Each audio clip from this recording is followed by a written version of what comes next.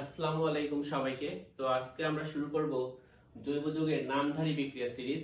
তো এখান থেকে প্রত্যেক ভর্তি পরীক্ষায় মিনিমাম 1 মার্কের এমসিকিউ এসে থাকে এবং মাঝে মাঝে রিটেন কোশ্চেন এসে থাকে। তো প্রথমে আজকে আমরা শিখব ক্লিমেনসন বিজারণ বিক্রিয়া।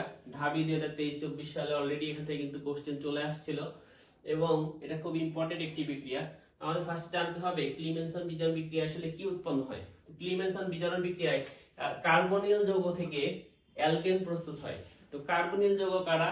এই একটা মূলক, এর নাম হলো কার্বনিল মূলক। এই কার্বনিল মূলকের এক পাশে যদি থাকে হাইড্রোজেন এবং এক পাশে যদি থাকে অ্যালকাইল, তখন এটাকে বলা হয় একটা অ্যালডিহাইড।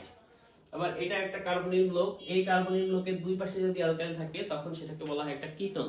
তো অ্যালডিহাইড ও কিটোন হলো কার্বনিল যৌগ।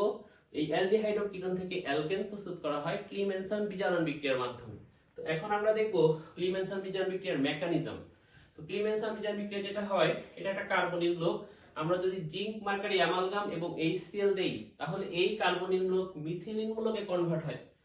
কার্বনিল মূলকে জিঙ্ক মার্কারি অ্যামালগাম এবং HCl দিলে কার্বনিল মূলক মিথিলিন মূলকে কনভার্ট হয়। তো এখন তাহলে খুব সহজেই আমাদের অ্যালকেন প্রস্তুত হয়। তো আমরা যদি দেখি, এটা একটা অ্যালডিহাইড। এই অ্যালডিহাইডে আমরা যদি জিঙ্ক মার্কারি অ্যামালগাম এবং HCl দেই, তাহলে এই কার্বনিল মূলকটা মিথিলিন মূলকে পরিণত হয়। এবং আমরা দেখতে পাচ্ছি যৌগটায় কার্বন আছে 2টা, হাইড্রোজেন আছে 6টা, সেটা একটা ইথেন বা এটা একটা অ্যালকেন। একইভাবে এটা একটা কিটোন। এই কিটোনে যদি আমরা জিঙ্ক মার্কারি অ্যামালগাম এবং HCl দেই, তাহলে কার্বনিল মূলক মিথিলিন মূলকে পরিণত হয়। এবং এখানে সংকেত যদি আমরা দেখি, তাহলে C3H8 যেটা প্রোপেন, এটা কিনা একটা অ্যালকেন। সো আমরা খুব সহজেই দেখতে পারলাম যে ক্লিমেনসন বিজারণ বিক্রিয়ায় কার্বনিল যৌগ থেকে অ্যালকেন প্রস্তুত হয়। কিভাবে প্রস্তুত হয়?